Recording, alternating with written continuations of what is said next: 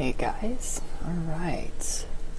Okay, somebody asked for a video on Yule, on the traditional European Cornish witchcraft perspective. So, here you go.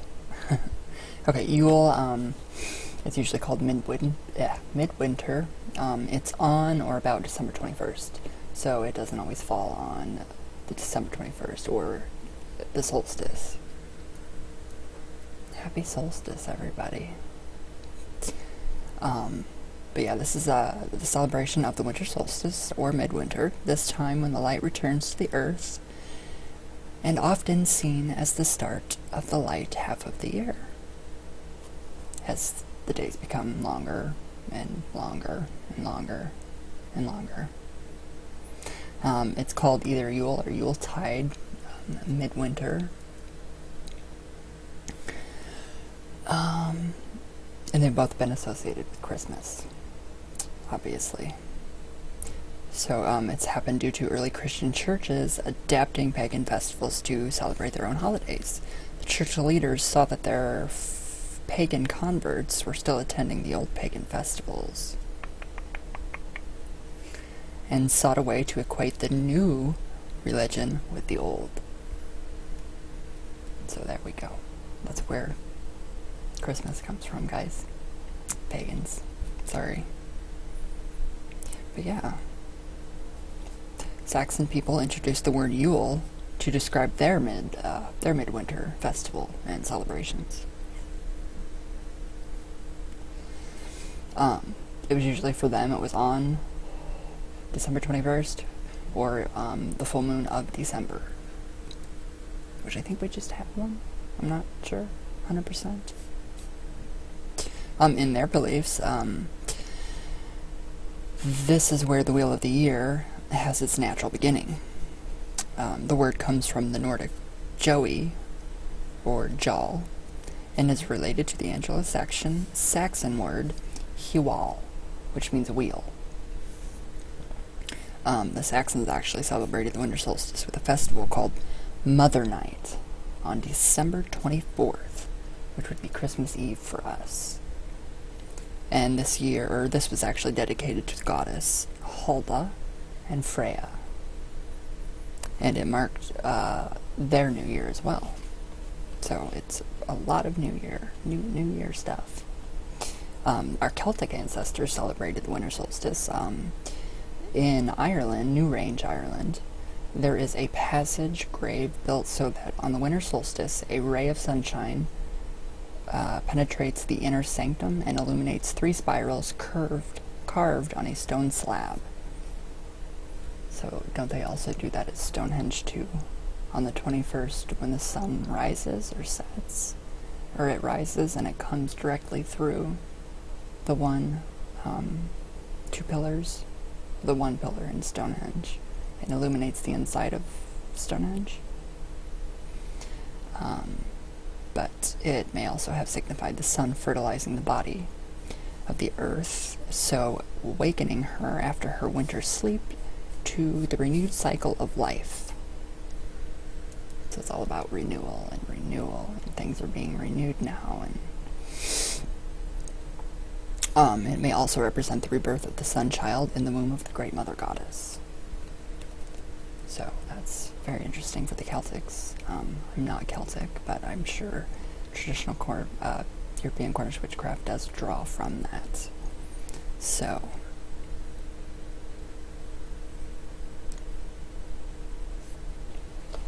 okay, a similar event occurs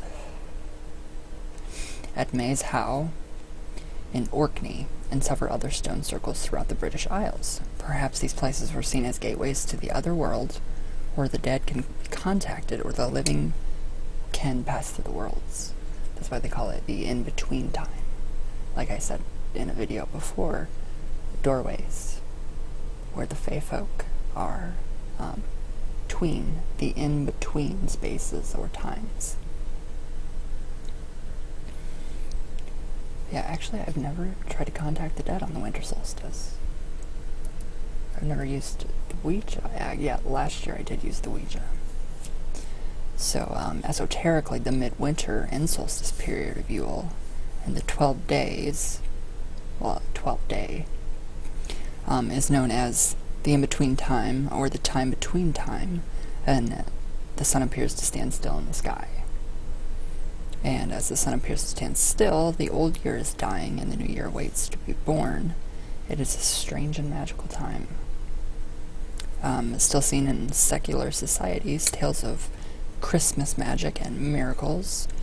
These are all old midwinter folk tales.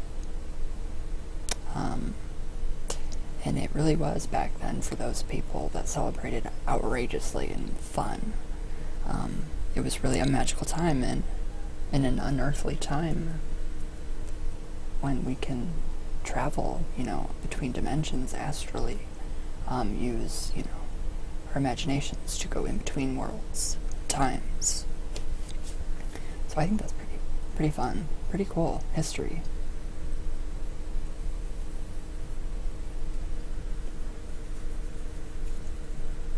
And sadly today, no, there is no sun. Sadly. But, okay, so many of the folk rituals performed at Yule to welcome back the sun, or to encourage its return, with sympathetic magic, which is like attract like. So like candle magic. These often involve the lighting of fires, and one custom which has been adapted by us modern witches is the Yule log. And I love my Yule log. I finally burned it. This was traditionally a log of oak or ash, the male trees of the god. It was a large branch collected from the woods on Christmas Eve and taken home. On the way home, any strangers passing, they had to bow and tip their hats to the tree, or they would be, for fear that there would be bad luck to follow in the new year, which is really kind of cool. But the god at midwinter is represented as the sun, child, and in folk mythology by the magical figure of Father Christmas. So there we get our Father Christmas, or St. Nicholas, or Santa Claus.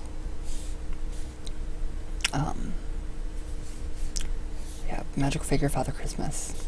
17th century England, he was known as Lord Christmas or Old Father Christmas, and was an elderly gentleman in a furry hooded gown. He carried a knobbly stick or club and wore a crown of holly leaves. He was a representation of the spirit of midwinter, or the old god as the Holly King.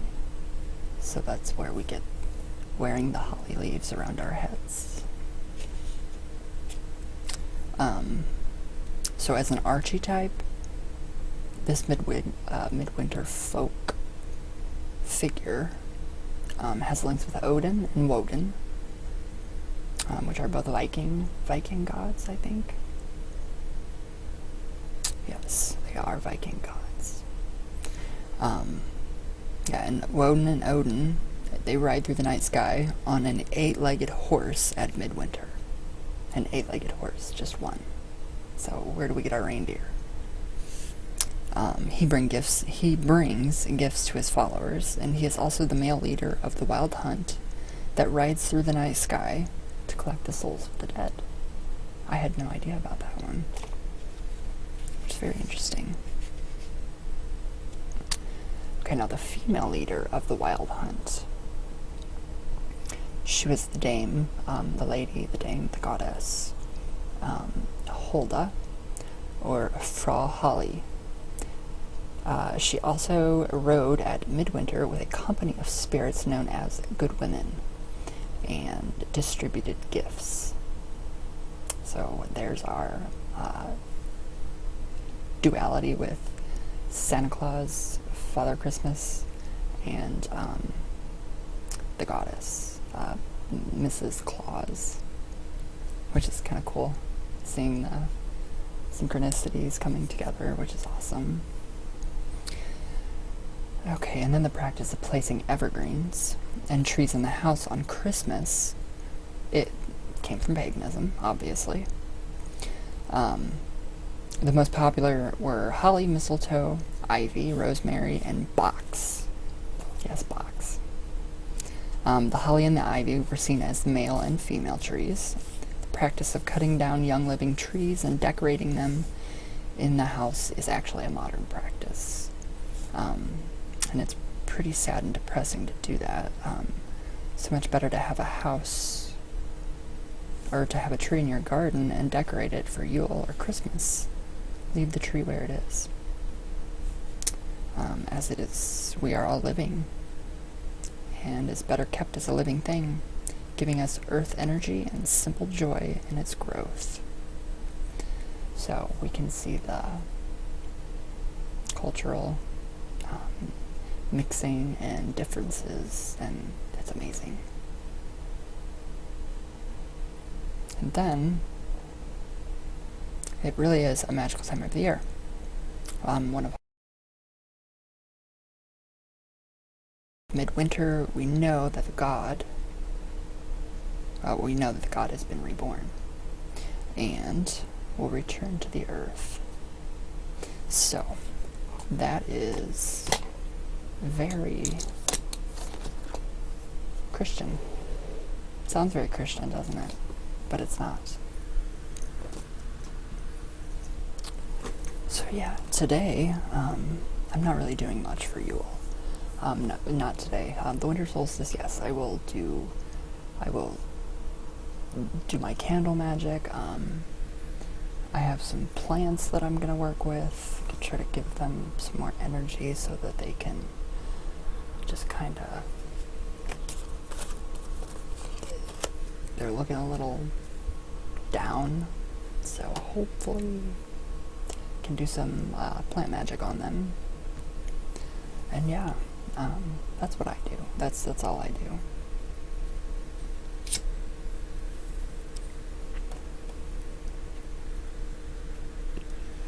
And yeah, that is traditional, or that is Yule or midwinter in traditional Cornish witchcraft, European witchcraft. It does not have to be traditional Cornish. I just really like to incorporate a lot of Cornish into my practices.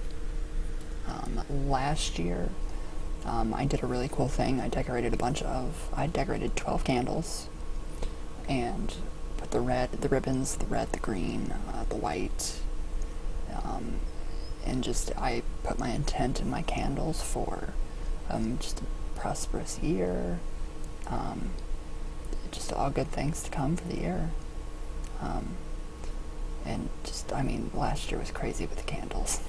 Talk about sympathetic magic. Yeah. But yes, that is pretty much what I do.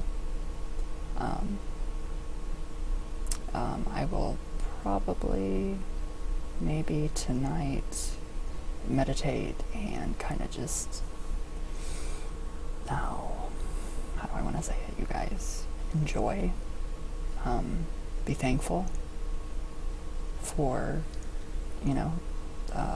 the warming of the earth, the light half of the year to come. It doesn't even seem like we've had winter yet. It's supposed to be like 60 degrees on Christmas Eve, which is ridiculous. So, and yeah, I don't know, I have 8 giant tea lights, and they're about that big. So I actually might make some special Yule tea lights and put them up for sale on my website. But that is how I personally practice or celebrate Yule, or the winter solstice, I wish. But yeah, the family, we all do it too. The tree, fake. Always fake. I do have some ivy that's actually looking pretty good today. It should go on my altar too. But yeah, there's so much information out there on Yule, on the rebirth of, the god and the goddess giving birth to the god, and she's waking up, and it's a nice time. It's a very nice time. Not a wintry nice time, but it's nice. It's really nice. So I think that concludes my Yule video. Yeah. I think I actually might do a little Ouija session too after. So I could probably just transcribe everything like I've been doing. And when I'm done with my ritual for any kind of just like a general message from our angels and our guides and our ancestors, on maybe some things to improve ourselves in the new year. I also think I may do a jar where I just put in positive things and just keep putting in more positive things and see what comes to fruition. So, but yeah, I don't know. What do you guys do? I would love to hear what you guys do for your Yuletide, midwinter, the in-between days, all that. So, yeah. Alright guys, I really hope you guys all have a very, very, very, very happy solstice, and a very, very Merry Christmas, a very, very Merry Yule, and Yuletide, midwinter, all of it. So, all my love from me to you guys, and everybody have a great day. And I love you all. Thank you all for watching.